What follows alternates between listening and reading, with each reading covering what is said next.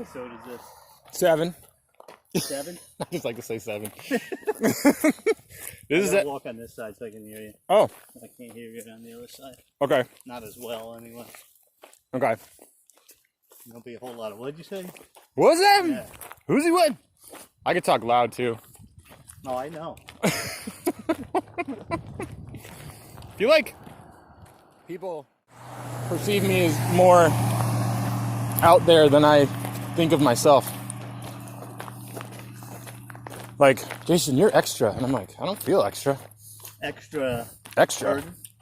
Extra's a lot. Like, I'm a lot. I don't feel like I'm a lot.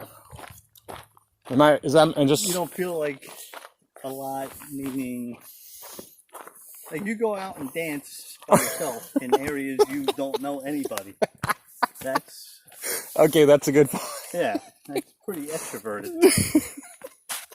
I ain't doing that. Yeah. I don't do that anymore. No? Mm-mm. Why not? Even before COVID. Why not? I went hard with it.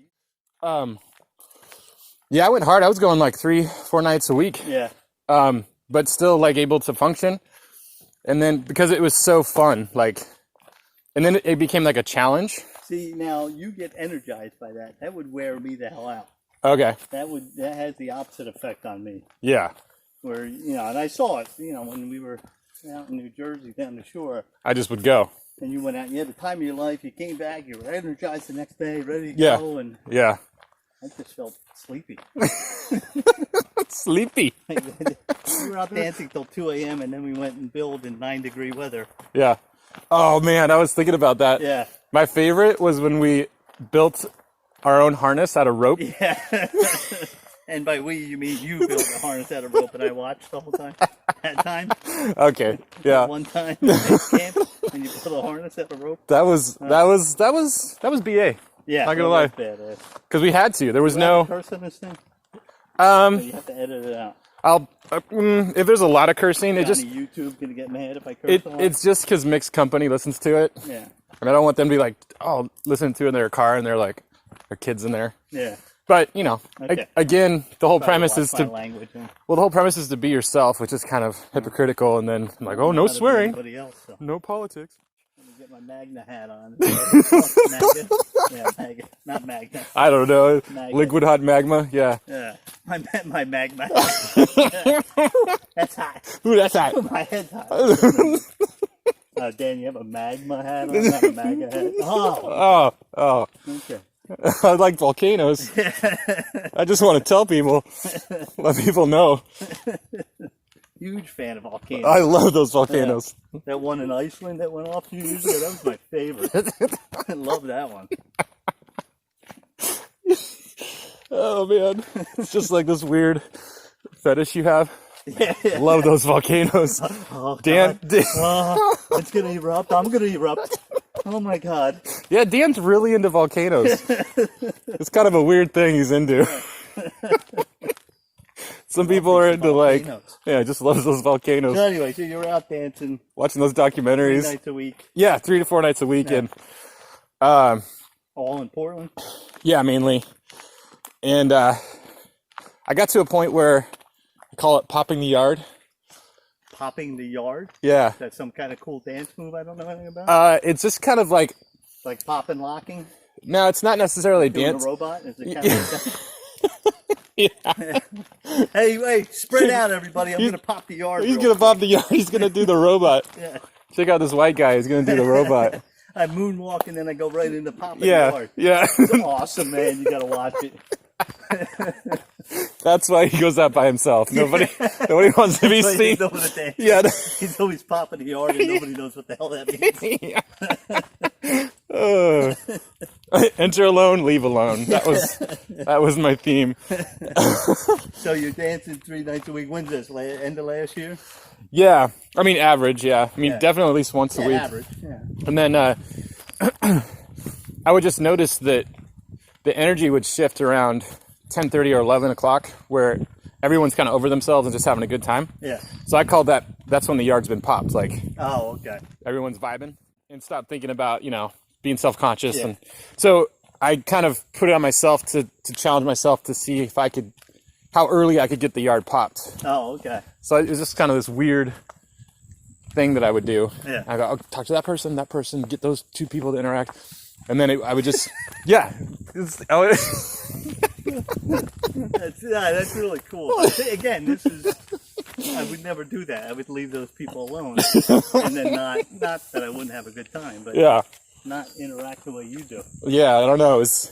I loved it. It was great. But I just did it to the max. And it's like, and then on my birthday, I was like, let's all go out. I'm actually having people come out with me this time. Yeah. And 2 hours before, I was like, I don't want to go out. I was like, this is weird. My 40th birthday.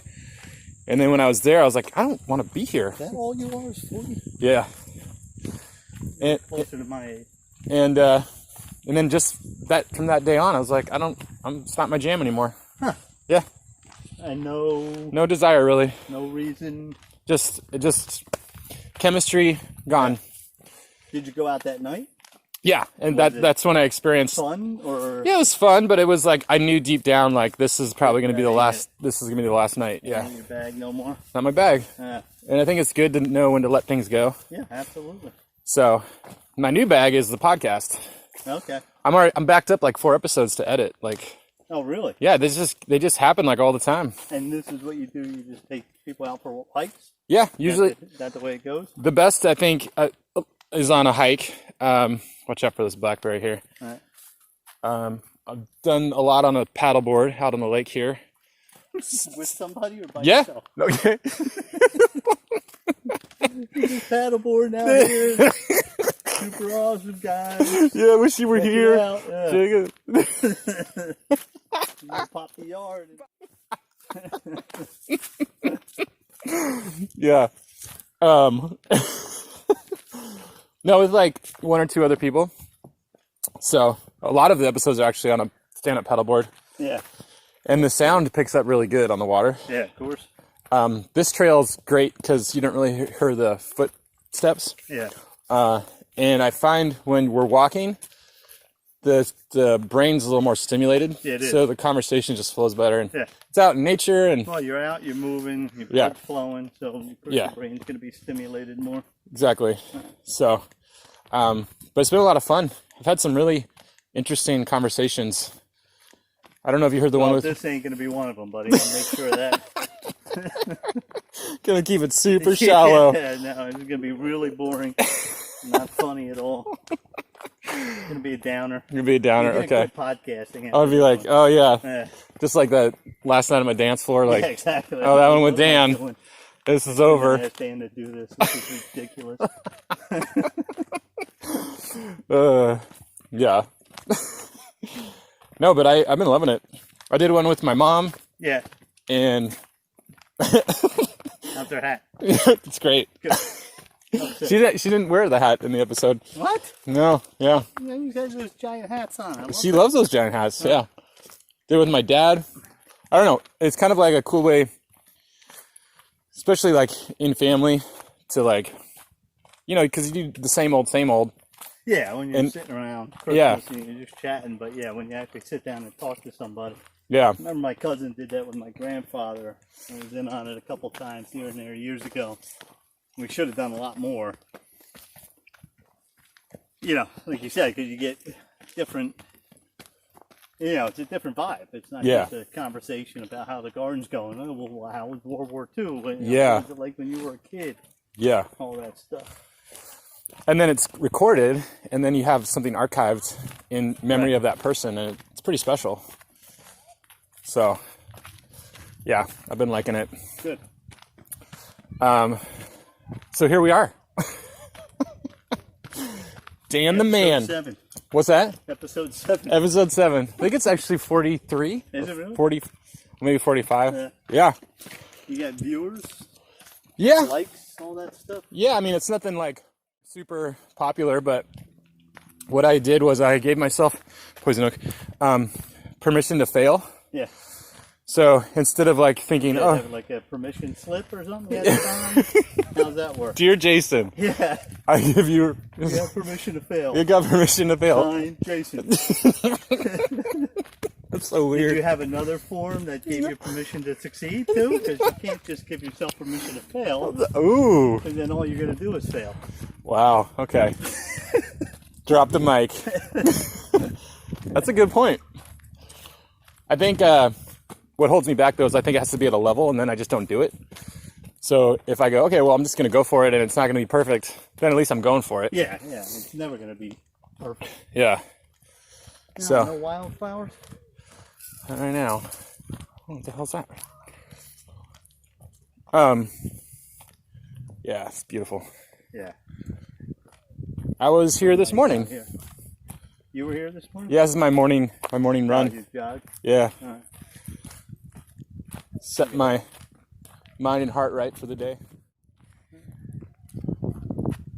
Too bad there's like all these annoying people on it.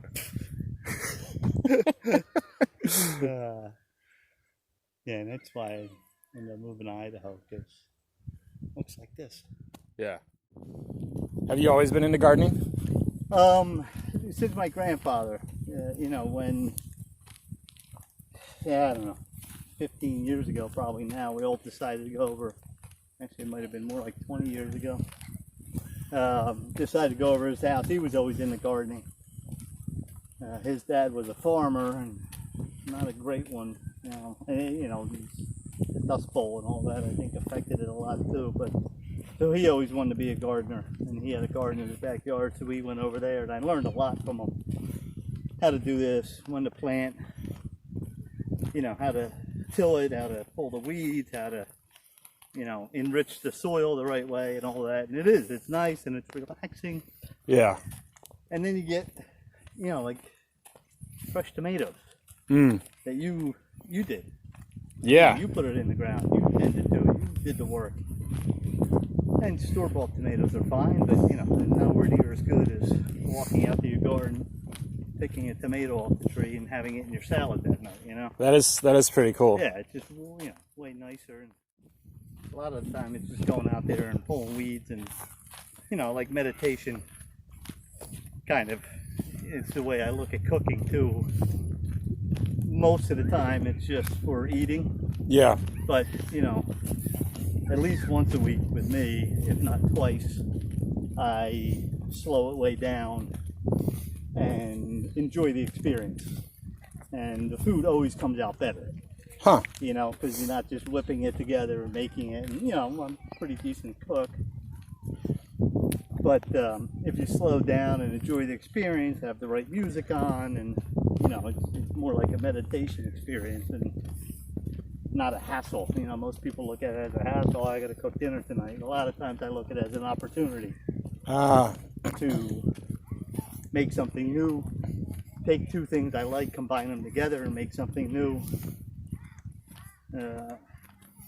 So it's you know, to me it's interesting and calming, and after a hard day of work, come home and cook a nice meal for yourself. It's nice. It's your jam. It is my jam. This is where I have my breakfast. Yeah. Do you want one? No. Okay. Are they good? Yeah, little plums. Oh, are they? Yeah. Oh, then yeah, we'll have some. Yeah. It's cool to think like these plums just grew here and no unnecessary resources were used to No chemicals. no chemicals, no packaging, no truck delivery. Just straight grew here and into my mouth. That's proper right there. Yeah, right? Eating pure sunlight. Yeah. Something like you say with the tomatoes. Yeah, that's an apple tree. I think probably can only use those for cooking, but Yeah, they look like it. isn't that crazy? Just right here. There's a whole nother plum tree right there. So remember when we were in was it Palm Springs, that conference? Yeah. We had that conversation. I think it was our last meal. the last supper. Yeah. I think it was our last lunch or dinner before, because you left early.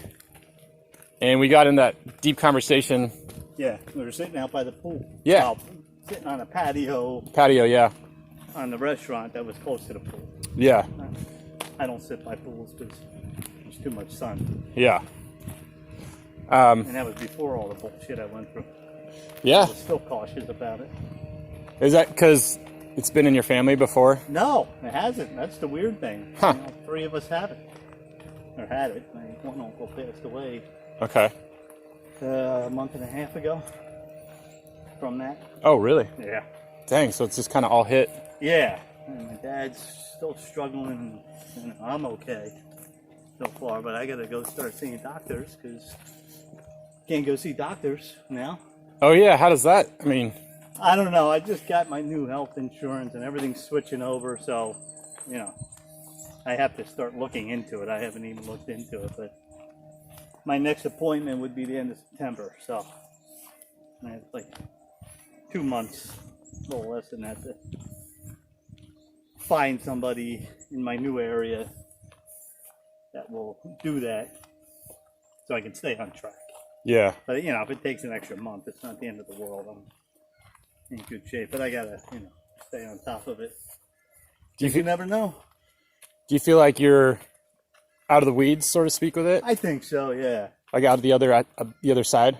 Yeah, I think it was kind of an anomaly, a one-off weird situation.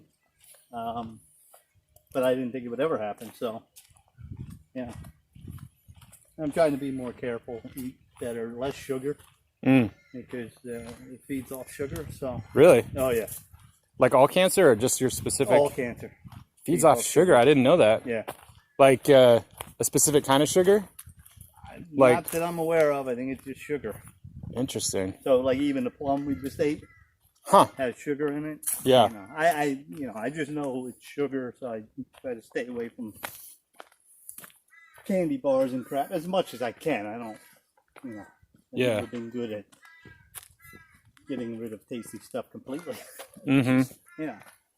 Three Musketeers bar is fucking delicious. Yeah, you can't just not live every once in a while. Yeah. Just not going to eat one every day. Yeah, exactly. And I still cook, you know, with a lot of honey and sauces that have sugar in it and stuff like that. I'm not, you know, not banning it from my life 100%. Just trying to be more cautious about it. Mm-hmm. Have you had, what would you say like your takeaways are, kind of looking back? From that? Yeah.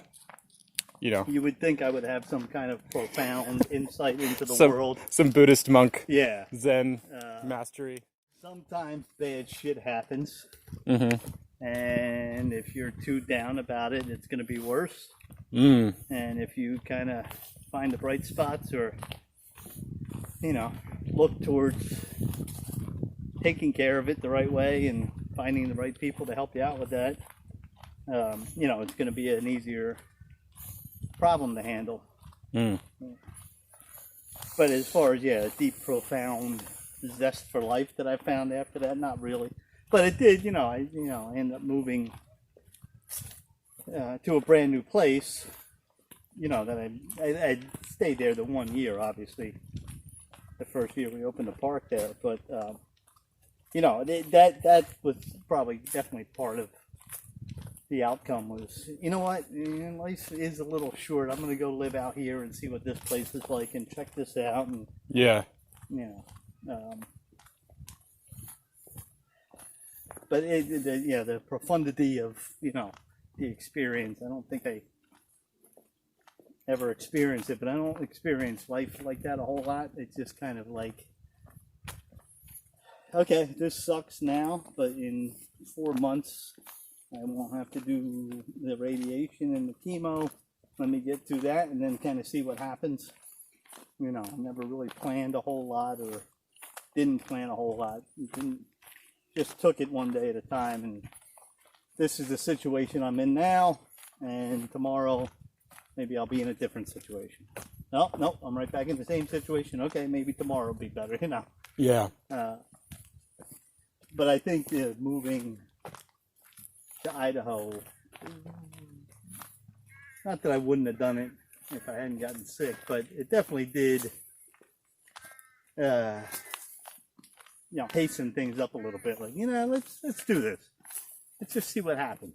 Yeah. And part of it was from moving out here originally, like, you know, just get out of your normal routine and go try something else. And that's kind of an extension of that, but with maybe a little bit more gusto than I would have given it if I hadn't gotten sick. Yeah. You know? Yeah, totally. But no life-affirming nonsense, Big no transformational. big transformation. You didn't go. Yeah, you didn't go to cocoon to butterfly. Yeah, I mean, I've been through nonsense before, and I survived. I survived this one. Okay, let's keep moving on. Yeah. You don't really have a choice because it's going to move on with or without you. So you might as well keep going, right? Yeah. It's like, what choice do you have? In Very little. Yeah. In despite of like so many things that you're out of control with or have no control over. I mean, honestly, the only decision I would have had was what doctor. And the doctor that kind of got thrown at me was awesome. So, well, there you go. I didn't have to worry, but just, all right, do whatever she says. She's the coolest person on the planet. She was a doctor in the Russian army. No way. Yeah. And you wouldn't think of it to look at her. She's a doctor in the Russian army. Yeah. And now she's a U.S. citizen, or is she? Yeah, oh yeah. Wow, man, she's got a story. One of the best cancer, ear, nose, and throat cancer doctors in the country. Wow. She teaches other doctors how to do the surgery she did on me. Wow. So. Yeah, there you go. Talk about landing in the right place at the right time. Yeah. That's exactly what I did. So again, one of those choices got taken away from me because I just landed in an awesome situation. And then the rest of the choices were up to her. How to proceed, how to do things, and I just followed orders. Did what I could do without freaking out too much. Which I did, quite a bit. Yeah. Well, no doubt. Of course. I would have done the same.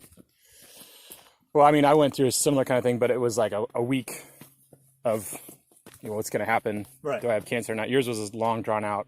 Yeah, it was 4 months. I mean, maybe a little longer than that. And then years of seeing doctors after that. But yeah, sometimes I forget that I went through a cancer scare. Yeah. Because it was so quick. But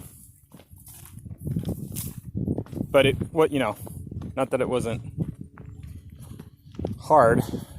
It's always hard. It doesn't matter. Yeah. Hard is... It's difficult. It's hard. Hey. Yeah. And just because mine was 4 months and yours was a week doesn't mean we didn't get affected the exact same way. Because, anything you do a week in, it just becomes what you do for life. So going to get radiation every day, after the first week when I calmed down and like I'm not going to die by getting radiation, you just wake up in the morning and you go get your radiation, then you get on with your life. Yeah. I think where our conversation at the conference was going is helped me with perspective. Yeah. With all this stuff. Well, we went super deep that day. Yeah. I think the premise was, I asked, do you think there's something more than what we're perceiving? Yeah, and there is. And maybe that's why I didn't have this profound, oh my God, this awful thing just happened to me, I better change my life. Because I kind of was already accepting of what's going on in life and that it's not all about me. There's bigger things involved, and I just got over it. And again, it was horrible and scary, and I cried a whole bunch, but you move on and get over it and deal with it because it's just the way life is. What are you supposed to do? You're just supposed to cower and hide and not deal with shit, or you're going to deal with it and get over it and try to do the best you can after that. That's kind of the way it works as far as I'm concerned anyway. Yeah. And there is, we were talking about, there are bigger things out there. I mean, look at that picture you're taking right now of the lake. Look how gorgeous that is. It's pretty awesome. Yeah.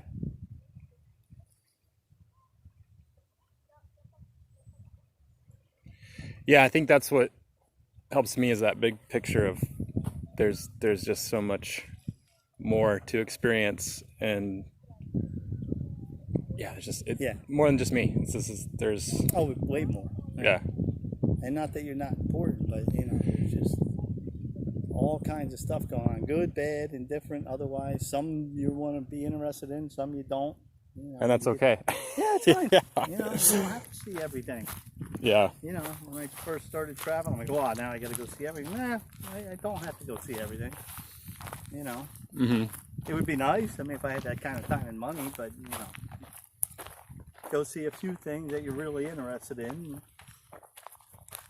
I've had some very profound experiences during this pandemic, just in my solitude time. Such as? Specifically, like running these trails. Yeah. Where I just feel this very deep peace. Yeah. That I haven't experienced, like at an amazing place in the world or with an amazing person. It's just on my own. Yeah. And I think that's the whole point, right? Everybody wants to find that amazing thing with that amazing person. Not everybody, but oh, if I could only find that, it's all there. Yeah. It's all there all the time. Yeah, exactly. You found it right outside your house. Yeah. And you've been to Africa, and you've been overseas, and you've traveled around. You've been to different parts of this country. Yeah. Met a lot of different people too. Yeah. And you found your Zen right outside your back door. Yeah. And you've done this trail how many times? Oh yeah. And how many times did you not feel the Zen? Exactly. So that's why I think it's not even just where you are, it's when you are and how you are and what's going on, and can you calm your brain down enough to enjoy what we're walking through right now. Yeah. This is amazing. Yeah. Yeah, dude. No, I totally resonate with that. Like, it's about, like, I like what you said, how you are. Yes. Because I think it's a matter of, like, changing your frequency, or you're tuning into a frequency that's always there. You have to. Yeah. And if you walk around angry, you're not going to see this beautiful lake. You'll see it. Yeah. But you're not going to see it the way we just saw it. Yeah. And when you're walking down the trail, you're not going to stop and eat a plum because you're angry at the plums for some goddamn reason. If it wasn't for these plums, life would be way better. Yeah, I hate plums. Fuck these plums. Who planted this plum tree right in my way? There's always going to be something you have to be angry about if that's your frequency. Yeah. Yeah. Yeah, that's a good point. And if you can tune it in, and we all get angry from time to time. We all get happy from time to time. If you can kind of tune in, not let things affect you. Stoicism, don't let other people affect your mood. Yeah. It is very, very difficult. Yeah. And some of the people I work with now affect my mood greatly, and I'm working very hard on not listening to the BS that they bring.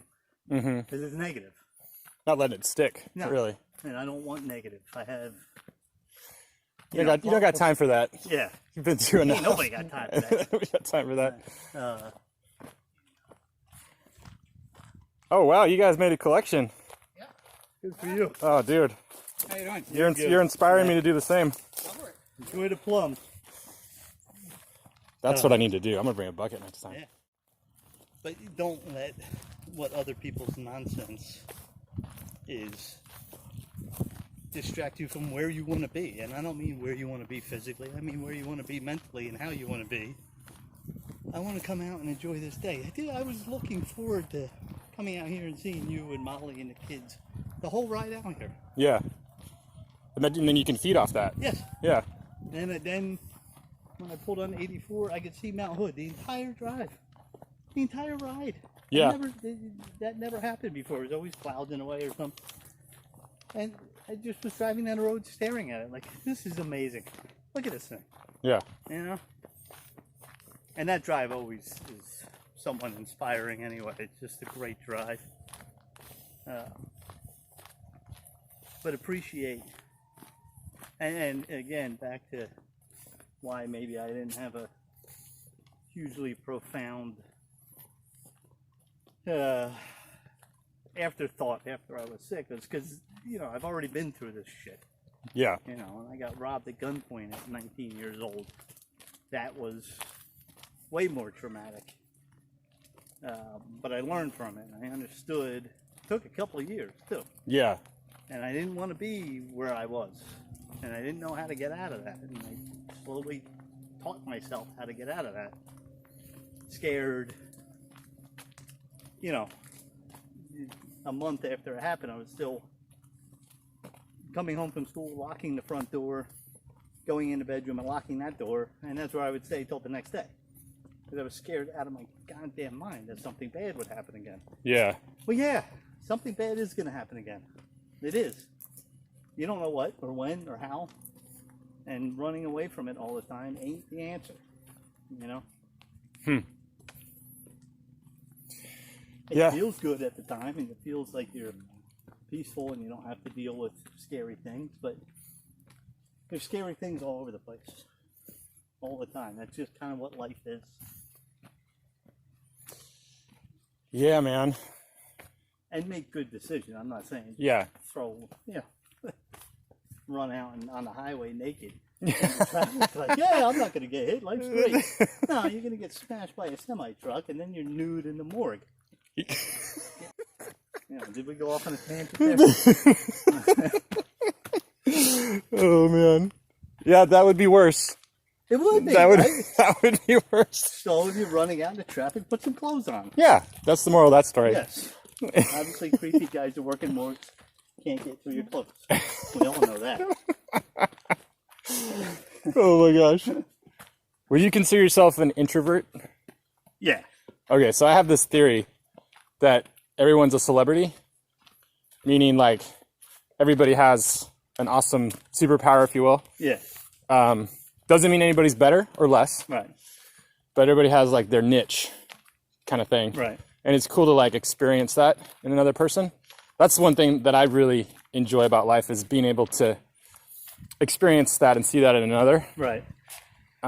Because it's like that's what makes them so cool. And it's what's interesting is I feel like it tends to associate with a bit of a catch-22 because like you probably don't even know this, but you're very likable. Me? Yeah. I don't think so. Exactly. Right. Yeah, and you're introverted. Yeah. But I don't know a lot of people that are like that don't like Dan. Like. Oh, you want a list? Well, I'm sure you. Give you some fun. I'm sure there are some people you have some scuffles with, but overall, it's Dan, man. I have a hard time. I don't suffer fools. Is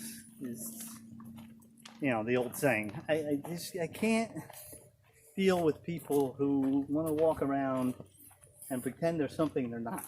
Yeah. It drives me up a wall. Do you think that's why you're likable? Because you're calling people on their stuff? Yeah, possibly. I don't know. Debate whether I'm likable or not. We could talk about maybe, that for the next 5 hours. Maybe I just maybe it's a delusion I'm under. But I get along with people. I get it. I know what you're saying, but and I enjoy conversations with people in moderation. Yeah. Some people way more than others. You're one of those people I could talk to all day long. Yeah, same. Because you're interesting, and it's not just, I paddleboard, and then I paddleboarded. Do you paddleboard? Why did you paddleboard? You like paddleboarding? Like, yeah, we already talked about this for like an hour and a half, dude. It's fine, whatever. Yeah, but I got this new paddleboard. One time, I went out and I didn't bring my paddle, so it was just a board. So I was just boarding the whole time. Oh man, much fun. Yeah. But what about you? Do you like paddleboarding? Maybe you just only have the paddle, not the board yet. You gotta get both things. Yeah, I went out and just with the paddle. That didn't work at all. That was the worst day of my life. Yeah. So anyway, paddleboarding. But people that are interesting like you, who are into different things and look at different things and question how things work, not just we all accept it because we have to. We don't have a choice. But, what about this and what about that? Kind of back to that conversation we were having in Palm Springs. Like, we got, like I said, super deep. about the metaphysical and otherworldly stuff and how to tap into it, and it's out there. I've done it. It's 100% out there. Or in there. Yeah, possibly. Yeah. Well, yeah, no, that's something I've been tripping out on, is like when people say outer space is out there, you know, I got to go out to space. It's like, no, we're in space. Yeah. We are the cosmos. Yep. You like Neil deGrasse Tyson, right? I love Neil deGrasse. He's big on that too. It's Who like, does? See, now there's a guy who doesn't like him. Yeah. And I'm sure there's some assholes on the YouTubes. Sorry, YouTube. Or the Twitters. yeah, Who, you know, well, Neil deGrasse Tyson's a moron. No. you're a One of the moron. smartest people on the planet. Yeah. And super nice. And is such a good teacher. Yes. He like puts it into explains it so like us Yeah. little dumb chimps can understand. Yeah, exactly. Yes. You know.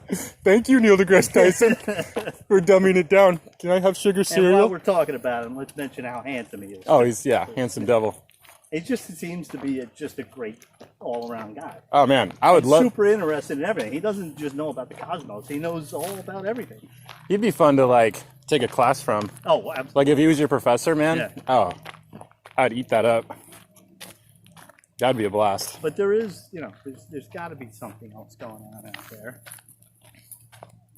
Not in the traditional form. It's, you know, to me, a lot of nonsense. It doesn't make a whole lot of sense. The story, The stories. I think it's grander.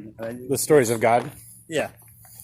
It's something we can't even wrap our head around. And Well, I mean, these dumb apes that we are, we concocted the story to help us understand, but then it got co-opted by the people in power, and it always does. it gets started exploited. demanding this and that and Yeah. the other thing, and holding people accountable if they had different views, and you know, it's a horrible way to go through life. Yeah, You know, demanding everybody believes what you believe. I think what happens with that, you know, people have these genuine experiences, and they might not know how to put it into words. Like the Jewish name for God is Yahweh, Yeah. which is a breath, Yahweh. Right.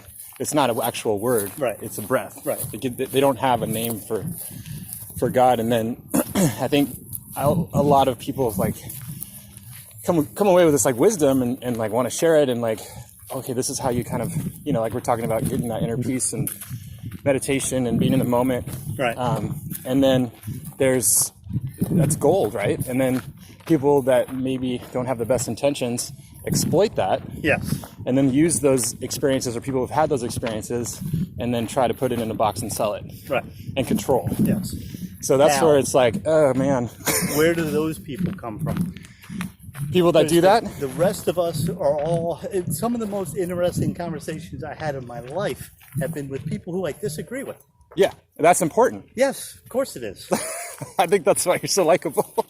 And see things from their point of view. Oh, Yeah. okay, I see what you're saying. Yeah. You're still an idiot for believing that, but I got it. Yeah, and they probably think you're an idiot for whatever. Yeah. Of course. Yeah. Oh, he doesn't understand. Yeah, okay, that's fine. Yeah. And then we, you know, shake hands and have a beer the next week. So your question is, where did those people come from? Yes. When you say those people, do you mean like the ones that put it in a box and We try can to... get off the religion topic because it's, I don't want to say it's a universal thing, but those people around, you know, back in the dark ages, there was good kings and bad kings. Mm-hmm. There's good religious people and bad religious people. There's good presidents, bad presidents. There's good, you know. There's genuine leaders that want to help, and there's leaders that want to control and Yes, want to control and tell you what to do. boost their ego. And those early religious people, once they found they could have some control, decided to take it, going against the tenets of the religion they were espousing, essentially. Yeah, that's the conundrum. Right? That is Yeah. the conundrum. So how does that happen, I guess, was where the question was going. Oh, I think there's I mean, we're multifaceted beings, right? So I think there's those of us that are really smart and unkind, and those are the most dangerous people. Right. The really intelligent, unkind people that know how to manipulate anyone. So you have those. Okay. So why do we let them manipulate us then? Because we're scared. Why are we scared? Because we want to survive. I mean, Yeah. it's a human instinct, right? And But it's not even survival. It's more, well, this guy, I don't want to put it as bluntly, is talking louder than I am, so he must know what he's talking about. But there's some of that in there too. I'm going to listen to what he has to say. Because he's talking louder. Essentially, seems to have some knowledge. He's studied whatever it is. Yeah. Philosophy. Again, let's get off religion because that touches the nerve in people. I get that. Whatever. And then use that to wield power. Why would you want to do that to people, any people at all? Yeah. So, I'm big on, you go live your life, do whatever you want. Affect me. Yeah. Well, so I would say there's some that are, just malicious and very smart and malicious. And then there's some of those that maybe were born into a family or a culture where they just happen to be born into power. And they're actually very scared, confused, don't know how to make the right decisions, and they just kind of see what they should do or how they should be. Right. When in actuality, past experience, and they're scared too. Yeah. And they're trying to make the best choice, and they're making choices out of insecurity, wanting to survive too. Right. Maybe they're wrapped up in their ego. Right. Like I said, I've been there. I've lived in my ego where it's inflated and saw how it does not work. It doesn't work. It doesn't work at all. It never works. And I've seen how I've lived out of fear and how that doesn't work. And it may work. It may seem like it works at the from time, an outsider's point of view for some people, but yeah. And I still battle that, and I'm learning to befriend my ego and see it as something that is not going to go away, but I can use as a tool, yes. but not associate with it, like treat it more of as a costume, right? Like a humble, being humble with your ego. Yeah. Realizing there it is. Before, about getting in touch with the universe. You need that little bit of ego to let you know that's out there and that you can attain that. You're good enough to attain that. Everybody is. And then as soon as you step over that line an inch, it's going to smack you back down into reality. Yeah. Whether you're willing to listen or not, that's the problem with a lot of people. Yeah. They just want to, muscle through with their ego fully inflated. About 3/4 inflated works real well. Because it bounce out of it, floats. You can go paddleboarding with it, and then you can still put it in the back of your truck when you're done because it's not overly inflated. Yeah, dude, nice. I like that analogy. So my paddleboard is my ego. Put my ego up to 13 psi, float on it for a bit. Yeah. All right, time to deflate this guy. Yeah, absolutely. Don't get over, confident with it. And so, use it to your advantage. I think I'm learning that ego isn't also always necessarily overconfident. It could be underconfident too. Yeah. So, I think I'm more of the end of the spectrum of low self-image. Yes. Not accurate self-image. So I need to come more to the middle. Yeah. And I have. Is it low or no? Ooh. And this is one of the things that Adam Carolla talks about in his podcast. I didn't bring this up myself. I heard it on his. Yeah. I always called it low self-esteem too. Yeah. But it may be no self-esteem. Not in a bad way where I'm not worth anything. Oh, yeah. I can resonate with that. I'll disappear easily. Yeah. I'll just be like, poof, gone. I don't need to be part of. I don't need to have a voice here or be present.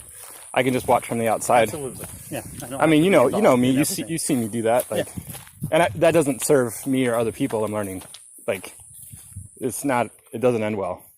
So I'm learning to engage. Okay, show up messy. I call it showing up as my messy best. It's not gonna be perfect. It's gonna be messy, but just show up. Right.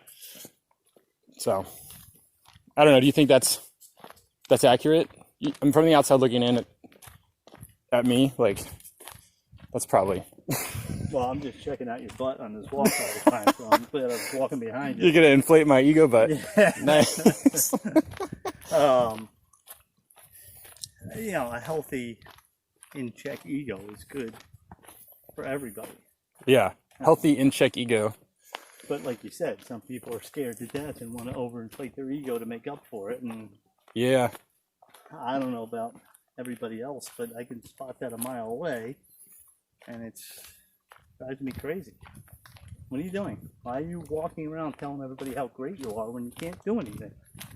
Come down to earth. Let's talk about things. We'll figure this out together.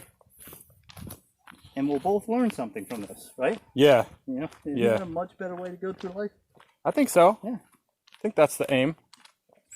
And the people who don't want to do that, just want to bullhead their way through and, you know, you point out every micro mistake you make while they're making gigantic mistakes every day. That's the part I don't get. You know, yeah, I made a mistake. I said, I walked right out here and I just screwed that all up. And I'll fix it, don't worry about it, you know. As opposed to, well, it wasn't me. I didn't do that. No, I didn't have nothing to do with that. And they're doing that because they're trying to compensate their belief that they're inferior by having an inflated ego.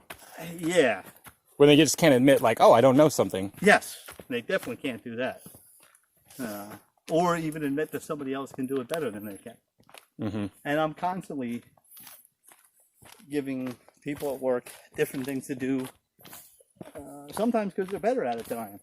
Yeah. Here, you do this. I know this is, you know, and I'm not pushing my work off on somebody else, but I got other skills that I can do while you're doing this that you're better at than I am. Why wouldn't you recognize that in people? Use that to your advantage in a healthy way, as we're talking about. And then that person feels good, you feel good, and things get done better and quicker that way. Right? Yeah, and I think, and I think for me is like putting myself in situations where that's just in my face, like I can't hide from it. Right. Consistently, I think helps keep my ego in check. Like I've been starting to work with horses. Oh, really? Yeah, dude. Horses are super cool. Yeah, actually, equine therapy. Yeah. Yeah. And they all have very unique personalities. Yeah, like I had. When did you start doing that? Yeah, just like a month ago. Oh, really? Yeah, like you know Katie, right? And Becca. Becca, I remember. Yeah. And Katie Sullivan. Yeah. So they both do equine therapy, or into that industry. Yeah. Or that field or whatever, and they didn't know each other till like a month ago. And I was really? you guys don't know each other? You got to meet. We both worked at the same place. Well, tree to tree, yeah. Different times. Different times, yeah. And I'm both friends with them the whole time, and so they met, and they're like, Jason, you got to get into this. So they set up a session where the two of them ran me through a session with the horses. And what's a session consist of? Like, what do you do? You go to the farm, and before you get there, they pick out like maybe 2 or 3 horses that they feel would be good for you. And beforehand, they just say, all right, you're about to spend some time with the horses in this arena. So you're in an arena with them, no saddle, no nothing.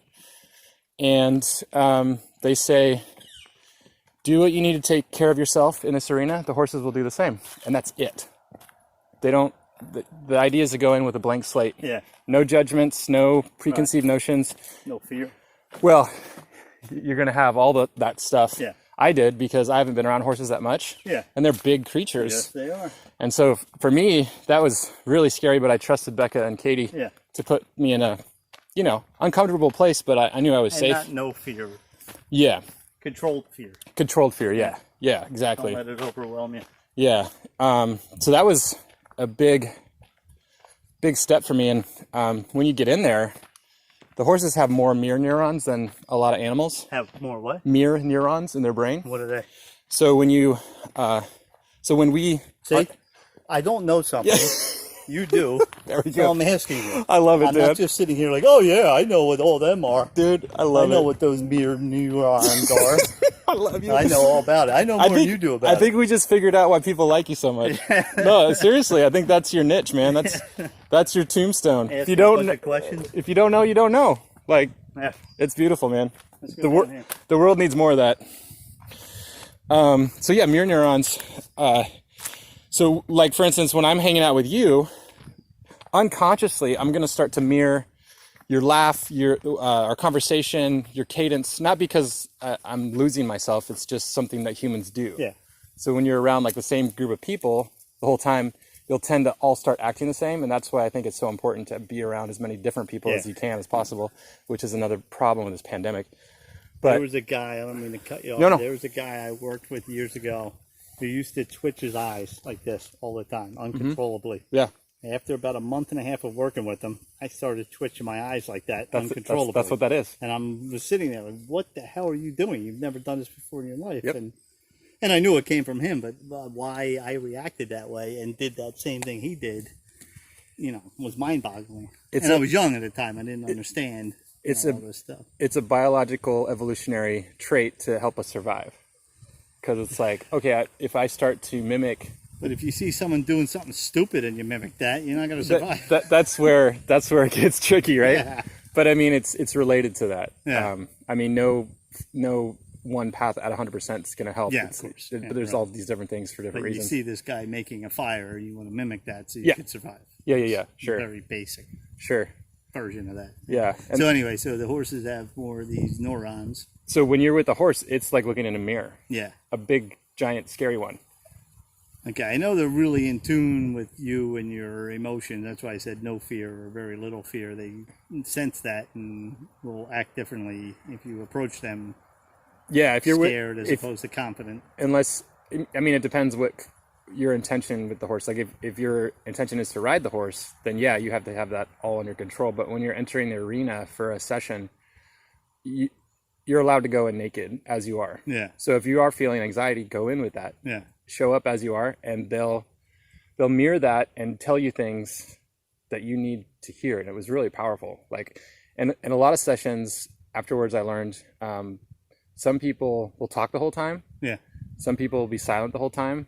Some people will be there for 10 minutes. Some people that usually cap it at 45. Yeah. I was in there silent for 45 minutes. Oh, really? Just with the horses. Yeah. And when I stepped, how many horses? There was 3. Oh, okay. And when I stepped in, my body. Did they come over to you? Oh yeah. Oh, they came right over to you. They came right over. Yeah. Check me out. Yeah. So instantly, my body went up. Yeah. Like I just felt my whole body like go to like up here. Yeah. And my legs didn't work. Like you couldn't walk? I couldn't walk. Okay. I could stand. Yeah. But I couldn't walk. I physically couldn't move my legs. I was like, whoa. Really? And they just come up and they sniff you, and I just stood there. And it was scary, but I knew that I was safe. Yeah. And I just embraced the suck, as people say. Yeah, right. Embraced the scared. And about 10, 15 minutes in, one of the horses took its head and just pounded me on the chest, like a bump that actually made me go back. Yeah. And the horse was like, get in your body. Yeah. Oh. Like, you're okay. You can be with us. Yeah. And it was like, no shit. Yeah. Totally grounded me. Yeah. And then I started touching the horses, became friends with them. Yeah. And then there was a bunch of other stuff that's related to like my mom and like me being premature, like all this stuff came up that I'm like, whoa. Wow. Yeah, it was powerful. Like, and the thing about it is you can't hide. So this thing we talk about, like people trying to hide behind their ego or saying they know stuff. Right. When you're with the horses or you're in the float tank, that's why I love those kinds of experiences, because you're naked. Yeah. Like, all right, let's look at this stuff. But yeah, experience like that will, show you, exactly what you need to deal with and how, maybe not how to deal with it, but that you do need to deal with it and that it's okay. It's okay. It's okay. This is the problem. Nobody wants, not nobody. I use that a lot. And there's a whole lot of people out there who are willing to open up and, delve into their own selves. But there's a whole lot of people that don't. And that boggles my mind.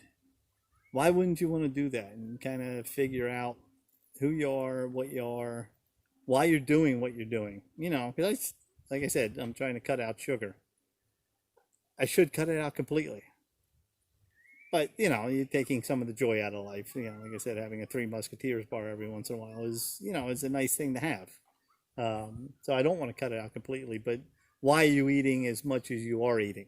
You shouldn't be eating that much, What's underneath that? Yeah, what's causing this, this compulsion? Yeah, you get high and then you eat half a bag of those, those little candy bars, the Mr. Good Bar and the Crackle and the Hershey ones. Mm-hmm. Love those things.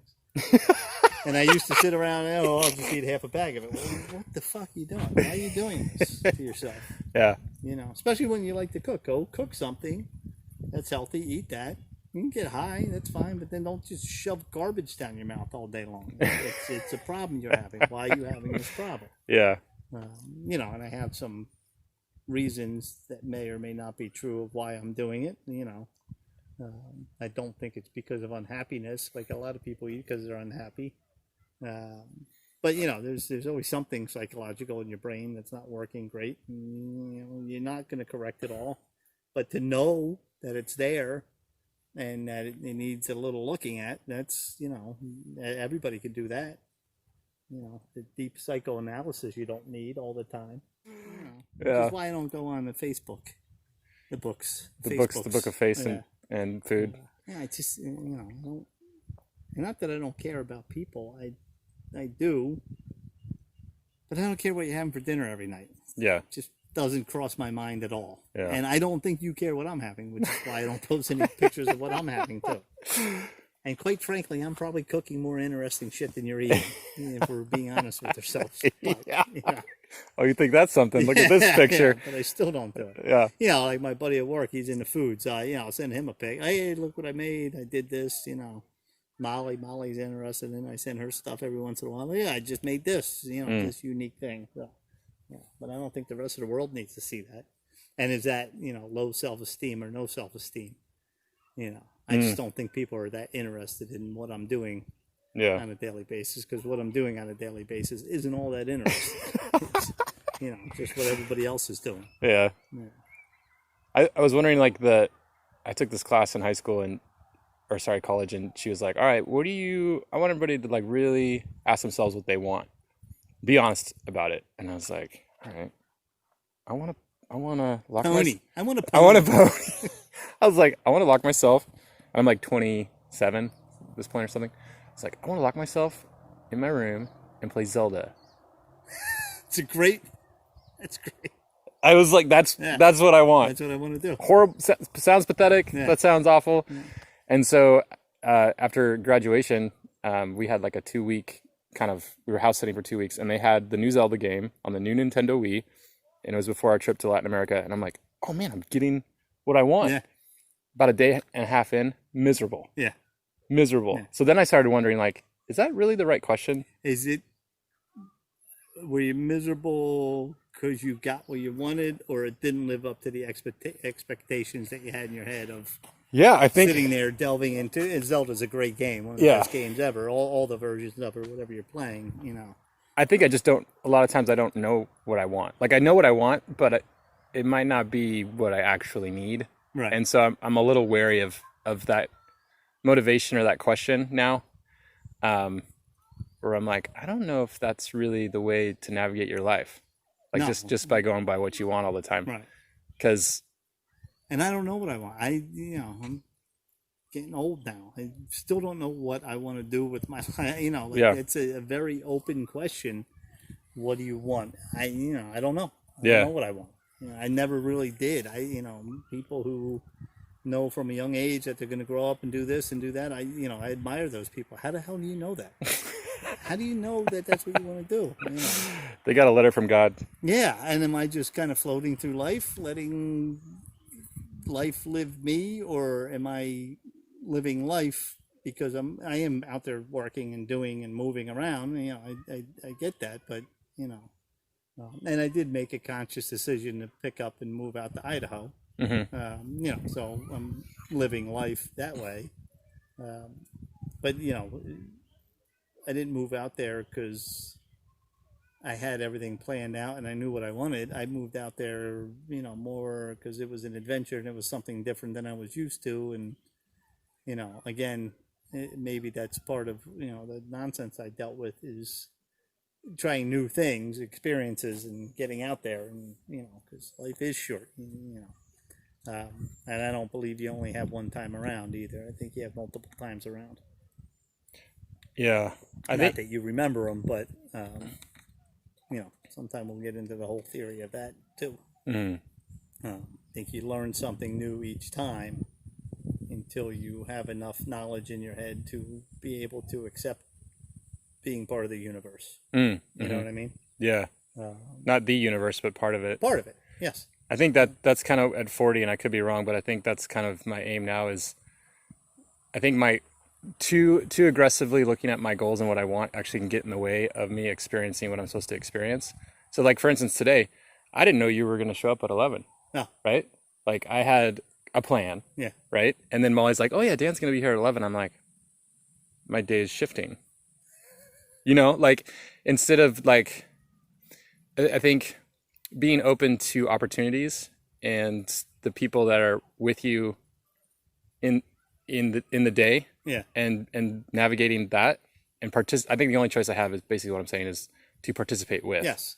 Instead of like controlling my destiny. Right. It's like I can participate with my destiny. There's a little bit of me navigating, but I think more so there's what's happening around me, and really embracing the opportunities, like going on this walk with you. Yeah. Instead of me being like, no, Dan, I got to do this X, Y, and Z. I'm like, in my head, I'm like, that stuff can wait. Yes. Dan's here only for a few days. Yeah. Let's do this walk. Right. Yeah. I wasn't expecting this at all. Yeah. I wasn't expecting to talk on the YouTubes. I love that you call it YouTube. I just want everybody to realize I don't give a shit about any of this crap. Yeah. And you know what? While we're on the YouTubes, they changed their algorithm. So now every time I go on, and it's been the past couple of years, they show me stuff related to stuff I've already seen. You know what I mean? Yep. Where before, when I'd go on there, they'd show whatever was going on. Yeah. And I saw so much different crap. Ah, Now you can't see as much different crap because gets you in your own channel. You like this, you'll probably like that. Yeah, I probably will, but Yeah. there's other stuff that I have no interest in whatsoever that I want to see and learn, you know, for 5 minutes or an Yeah. hour or whatever, you know. Yeah. Some stuff is not that interesting, even though you think it's going to be. But the fact that they changed their algorithm to just show you stuff that you're more into, I don't like that. Potentially dangerous, and that's why I like. Yeah. That's why I like Joe Rogan, and I know Joe Rogan is one perspective, but what I like about Joe is that he brings in a wide demographic Yes. of people. Yeah. Like he's not just interviewing the same Right. kind of people or types of people or a way of that person, the way they think, but like the whole gamut. Yes. And I'm like, that's at least I have access to someone who's Well, as a wide sweep. and look at how popular he is. So how many people are into that same thing? That gives me good hope for humanity, that we're not just a bunch of knuckle dragging, morons who just want to see the same thing over and over again. Yeah. I want to see that kid fall off his dirt bike again. Okay. Yeah, it was funny for like 3 seconds. Yeah. Look into something else. I want to play Zelda for 2 weeks, right, locked in my room. No, you right. don't. No, you don't. You don't want that. You know, you can and try it. Here you go. How Sounds was like a that great for you? idea. No. And my reaction when you said it is like, that's awesome. I know, right? Yes. Doesn't that sound great? Yes. And Miserable. then after day 2, Just all like right, I gotta get the hell out of here. yeah, This is depressed. insane. Just felt Yeah. sluggish. Oh, But some people would be perfectly happy sitting there playing Zelda for more than a week straight. and I'm not going to judge that. I just don't understand it. Yeah, right. No. Yeah. Neither do I. Not for me. And there's And I played plenty of Zelda over the years. and Yeah. Never sat down and just played one game from beginning to end. I Mm-hmm. just don't have that kind of time or that kind of patience. yeah, It'll be months I'll play for a day or two. yeah, Like a nice snowy weekend when you got nothing going on, you play, and then you're done. yeah, Like 2 months, and then I got another rainy weekend where nothing's going on. Let me play a little bit more, and you get back into it. yeah. But you just sit there for endless amounts of hours. I just can't. And there could be people that are meant to do that. I know that sounds really weird, but like the way tech's going and AI and everything, like maybe there needs to be a number of us in humanity that tapped into the tech scene Yes. because that's our future. And this is back to Joe Rogan's point. Is this just another human transformation from more human to more machine-like? And An evolutionary kind of. like he Yeah. always says, it's like morphing from a caterpillar to a butterfly. Yeah, Through this tech thing at a rapid rate. at a very rapid rate. My dad started reading a book called I forget the name of it, but he was saying about how tech is so new, but moving so fast. So before tech, it was analog. We'd see everything in analog in real time. Like you see the wind hitting those leaves and then moving. We're experiencing that in this time, but with tech's moving at the speed of light, Right. like way faster than we can keep up with. Right. So but that's the new world. Yes. And so for us as humans, like analog, we're designed an analog way of experiencing things to have tech that's moving way faster. Are we designed in analog, or is that just what we've Learn to perceive. been used to for so long that we will transform into doing this more efficiently? It's going to take time. We got to catch up with it because it does move way faster than we do. Well, that's maybe like with our phones, like having access to information so quick. That's probably part of it. Yeah.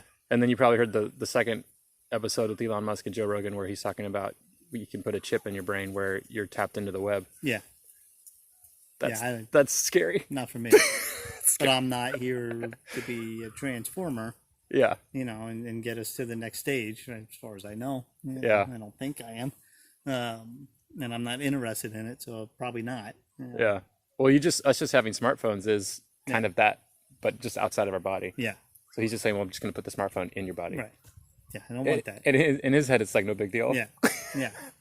That sounds like a big deal. And to me, it's a huge deal. Yes. A huge deal. To us, it's a huge deal. I don't want that. Yeah, I don't really want that. It's enough. You got enough information out there already that still don't feel 100% comfortable. I'm way more comfortable now than I was, 10 years ago when I first started paying my bills online.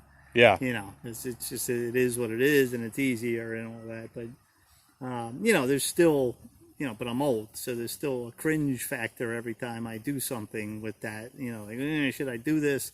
Yeah, go ahead. It'll be okay. But I think about this a lot. I'm really happy I grew up when I did. Yeah, and same. To see before, and I don't even want to call it after, because it's not after. It's right in the midst of this thing. Yeah.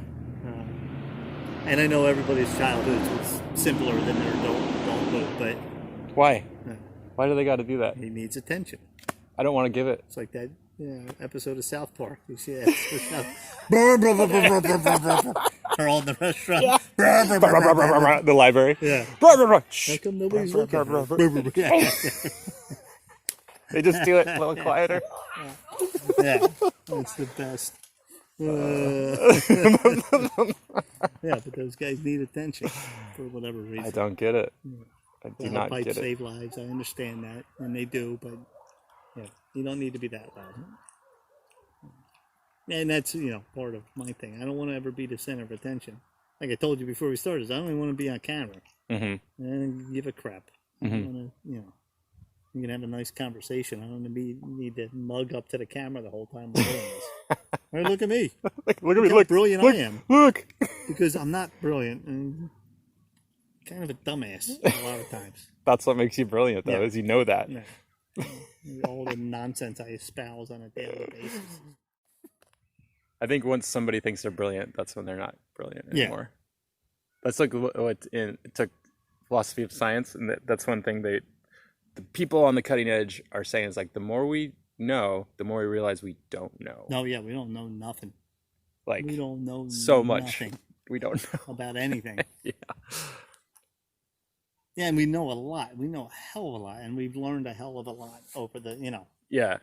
Again, back to the Dark Ages. I don't know why I keep bringing that up, but from then, I look at the turn of the 20th century, the early 1900s to now, 100 years, 120 years.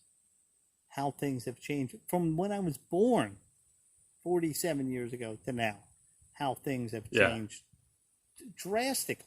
It makes you wonder what's around the bend. Yeah, it's and exciting. Some of it for the good. Like I was thinking, I got the new car. I got an accident. Did I show you that picture? No. I have to show you a picture of my accident. It rear-ended pretty badly, and so they totaled the car. So I went out and bought a nice Ford Explorer. Didn't need one. Still don't need one. And they're always kind of nice, and I like them. And now I can afford one. Things are going well, and I've been through hell. Yeah. Honestly, the past few years. Yeah. Just with the health stuff and this and that and the other thing, so I'm the hell with it. It's more money than I want to spend, but it's not. I'm not going hungry because I bought this car. It's a used car, so it's not like I went out and bought a brand new one. But it's nice, and I really enjoyed the drive out here. The thing is just solid as hell, and it's nice. The speakers are great, rides beautifully, and all that. And I have no idea where I was going with that. What was I going to say? Something about the car. What were we talking about before? I don't know. So nice things, having nice things. You've been through hell. Yeah. And before that, doing something. I don't know. Whatever it was. It was a I, nonsense point anyway. So. Well, it kind of inspired a thought I've been having about. I get these messages. I don't know, it sounds weird, but on these From God? maybe. Yeah, is he talking to you? Yeah. Telling you to kill your neighbors? I get the same messages. James all Earl the time. Jones's voice. Yes. Yeah, or Morgan Freeman. That's the voice. Jason, kill your neighbors. That's my Morgan Freeman. You thought it was James Earl. Where'd Dan go? Dan. Morgan was just here. Did you hear him? Yeah. Whoa. Is he like narrating your whole life? And then Jason went down for a walk down the trail and talked to his friend Dan about some nonsense for a couple hours. And everything was good. And they thought it was really important. They ate some plums. They were really proud of And themselves. they were really proud of themselves. They thought they did something so cool.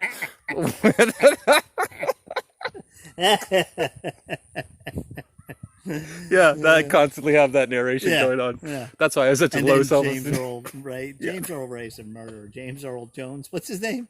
James Earl Jones, right? Yeah. He pops in your head and kill your neighbors. Whoa, Morgan, you went dark. Yeah. You went dark just then. Your voice changed? Oh, man, I don't know. Yeah. See why I have so much anxiety. Yeah, These right. voices James in Earl my... Jones is telling you to kill people. All day long. It's horrible. Yeah. But it is a nice, soothing voice. It is. Wow. It is. I got that going for me. It's nice. Yeah. It's nice when it's bedtime. Yeah. Kill your neighbors. Imagine somebody with a high-pitched voice telling Yeah. you the same thing. Hey, kill your neighbors. Like, okay, I might go do it just to get that voice out of my head. Kill myself. Yeah. With the James Earl Jones voice. Yeah, let's go back to that channel. Yeah. Yeah, I like that one. I don't care what he's telling me. I just love that. Yeah, whatever. That deep baritone resonance, just kind of. Eat more Three Musketeers. Oh, okay. Sounds like a great idea all of a Thanks, sudden. James. Yeah. Have some Skittles. Yeah. Yeah, I'm not in the mood for No, Skittles. I don't That want voice Skittles. is really annoying. Yeah. I don't even like Skittles. Yeah. What if James told me to eat Skittles? Yeah. Have some Skittles. Yes. Shove some Skittles into a Three Musketeer bar and then eat that. Hey, that's a great idea. Yes, I get sir. my 5 fruits. And I get my fiber from the nugget inside the chocolate bar. Yeah, just justifying it. Yeah. Making it sound so healthy. Yeah, sounds good. Great idea, Oh, James. you got your raspberry flavored Skittle, your blueberry flavored Skittle. The one that's supposed to taste like lemon but tastes like Clorox instead. Oh, yeah. That one. Eat some carrots. No, I'm gonna stick with the Skittles. With Skittles. James says what's James going. Earl Jones said eat Skittles and chocolate bars. So that's what I'm doing. All of your carrots. Oh my god. Yeah. Anyway, so I hear voices. Yeah, it's it might not be the healthiest thing in the world. I mean, I talk to myself all the time. I don't really have a choice because I live by myself. But Yeah. if I want to have a conversation, I'm gonna have to talk to myself. But so is that voices in your head? I mean, it sounds like voices. It's not like an actual voice. It's just like it's a concept that I'm able to like put into words that I can articulate to other people, right? So where does that come from then? I think I mean this is where we go into that Yes. thing about there's something more going on, and Yes. I think there is a frequency we can tap into that Right. I call it the divine spark that lives within. Right. It's just my way of saying it. But when I'm at peace, meditating or trail running or whatever, float tanking, that whatever that is, yeah, I can hear it. Right. And so Because you're peaceful, you're calm, you're accepting.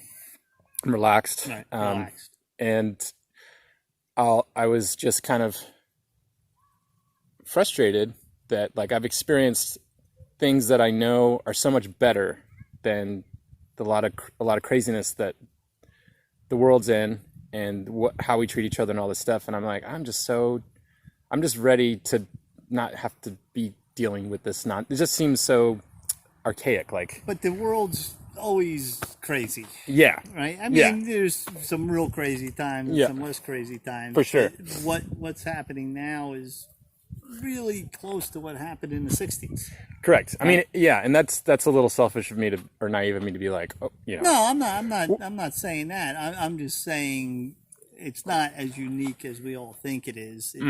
It's been happening since the beginning of time. This is Turbulence just among kinda how humans. we are. Yeah. Then once in a while, we just need to get crazy, Mix and things let up a people little. know we're angry, and that's good. Yeah. That's fine. And, if we could do it without burning things down, that would be a better way to go about it. But whatever. Not that I don't let it affect me, because it obviously does. It affects everybody. But the world's been crazy, and way crazier than it is right now. And in this country, it's been way crazier than it is right now. And this is pretty crazy what we're dealing with. Yeah, I get it. Yeah.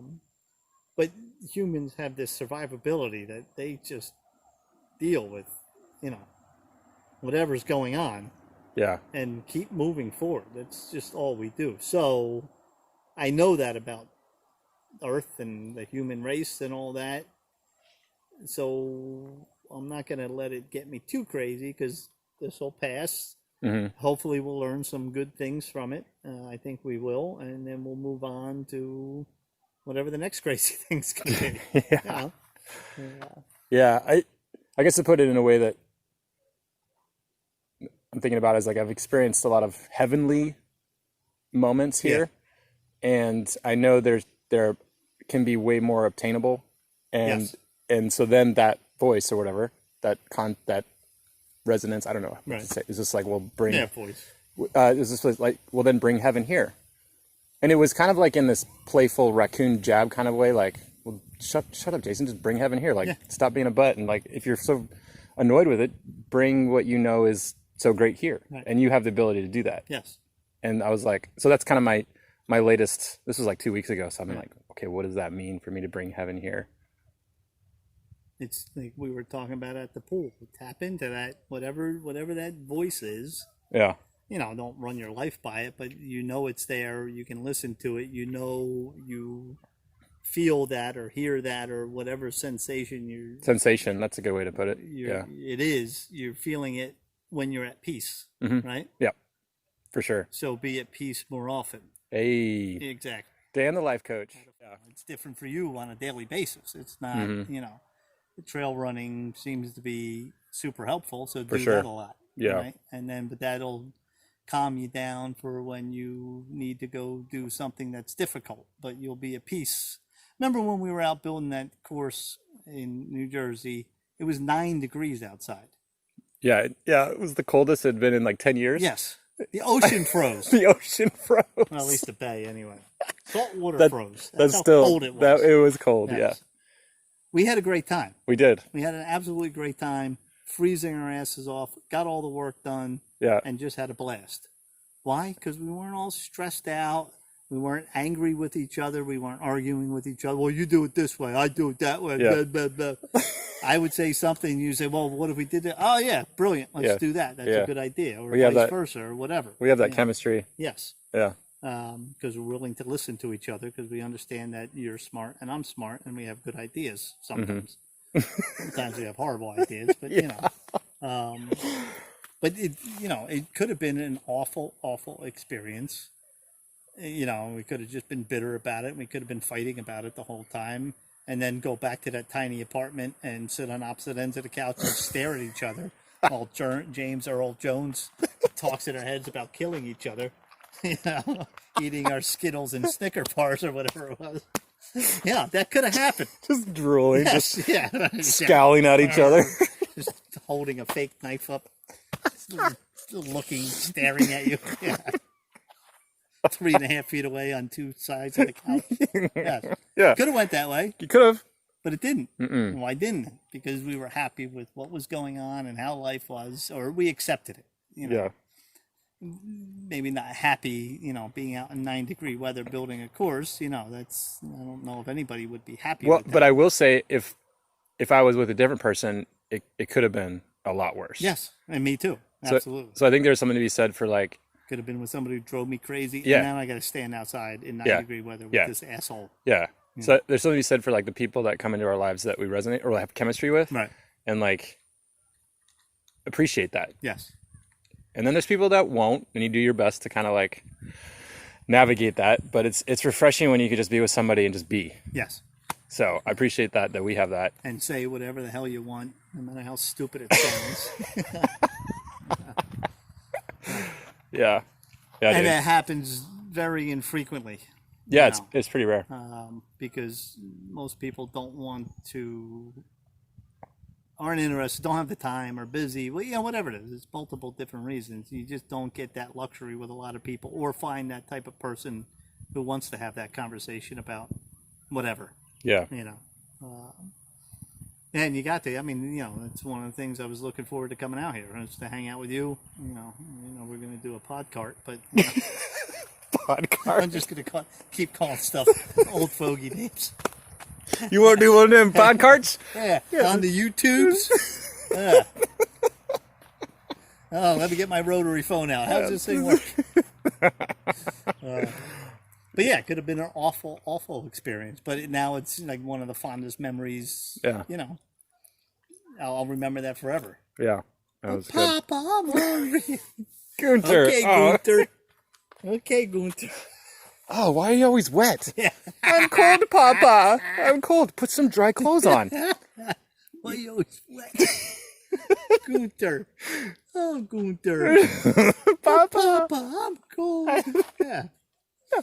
Take your clothes off when you take a bath. And then put dry ones on. Don't just take a bath with your clothes on, Gunther. Ah, Papa, the water's cold. Oh my gosh. Gunther. Dumb redheaded son of a bitch. Yeah, So and good. it was a bad situation that we made great. I mean, we didn't even make the best of it. We made it, a potentially horrible situation great, because we both understood this need to get done. Doesn't matter what the weather's like. We're hanging out together. We get to hang out and do this and freeze our asses off. But it's going to be over in 7 hours, and we're going to go home and have some really good food and get some drinks in us and relax. And like the whole harness out of the rope thing. It's like we could have just given up. Like, oh well, there's no way to get up there and get those holes drilled. Yeah. And then we just were like, you know what? Let's find a way. Yeah. And we did, and it made it one of the best memories. Yes, absolutely. Because we were both willing to do. I don't want to say the right thing, but do what you need to get done. Need to get done. And, do it in the best way you possibly can. Uh-huh. What's the problem? Yeah, and there's a lot to be said for, work ethic, I guess you can call it, or, wanting to do a good job. And, a lot of that's getting lost nowadays, too. And everybody talks about the younger generation. I've worked with the younger generation. 50% of them, maybe more, are awesome, hardworking, diligent. We got some new awesome ones here at Tree to Tree. The other ones are pieces of garbage I never want to deal with ever again, because they're just all stuck on themselves, and that's a problem. It's a huge problem that they're going to need to face. Yeah, that's what I tell the staff, and usually young groups for team building. Yeah.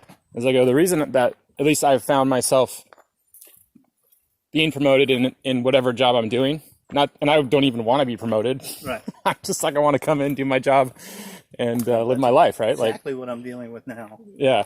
But I was like, when I notice the problem, or if I notice the problem, I come to my employer with the solution or possible solutions, not saying I know. This doesn't work. Yeah. Instead of just the constant problem, it's just like, okay. Because I tell them, like, this doesn't work, but if I did this, I think I can make it. Oh, okay. Yeah, what do you think about this? Start a conversation.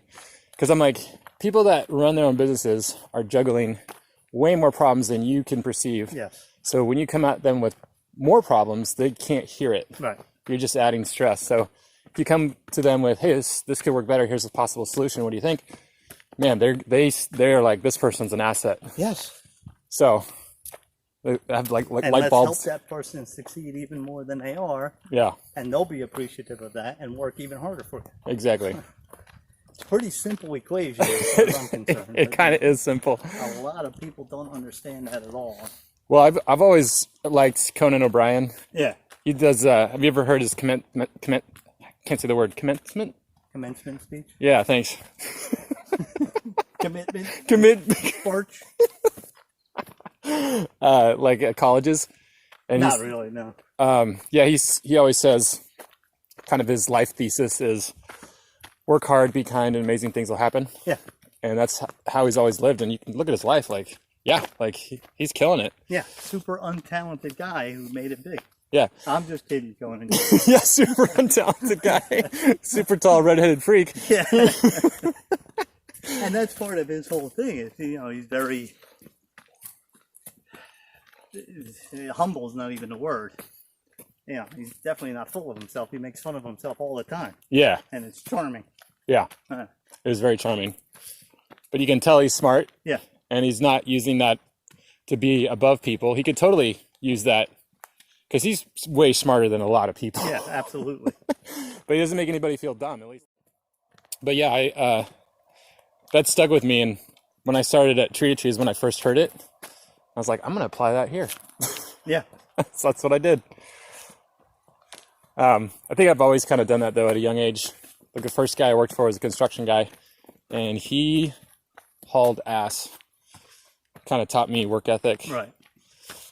Well, I'm sure you fed off it, but I think it's one of those things you got or you don't have. Okay. I don't know if you're a lazy person. I don't know. Yeah, you know, you do enough to get by, I think. But I've seen a lot of people in my life who are very lazy, who don't do anything extra ever. And then those of us who aren't so lazy, who come to the boss with a solution, because you thought about it. Yeah. Instead of just the problem, like you said. But I don't, you know, it's not, oh, I'm going to try to be helpful. I think it's just kind of in you, or it's not. Okay. And you may be able to get it. I'm not sure. That's interesting. Like that, then that argues that maybe values are innate versus chosen. Like, are some people just born with certain values? That... Yeah, the nurture nature thing. Yeah.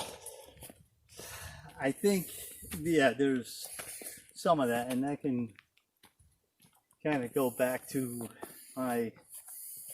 this isn't the only time you're gonna do this. Oh, there'll be more. Trip around the earth. Oh, yeah, yeah. Because you got to learn how to do certain things. And it could take more than a lifetime, is what you're saying? Yeah. Because most of us, like 90% of the people on this planet, are awesome and do what they're supposed to do and don't get in anybody's way. Whether they care about other people or not is kind of moot. They care enough not to bother them with their nonsense, you know what I mean? Yeah. And everybody tells me, oh, 90% is too high. I don't really think it is. Mm. And then there's just 10% of the population who wants everybody around them to be miserable like they are. Huh. That's the part I don't get. Yeah. Huh. And maybe it's 20%, I don't know. But I still think the majority of people on the planet are good and do what they're supposed to do and just want a better life for the kids than they got for themselves, you know. Yeah. That whole thing. Yeah, I think so. All right, Dan.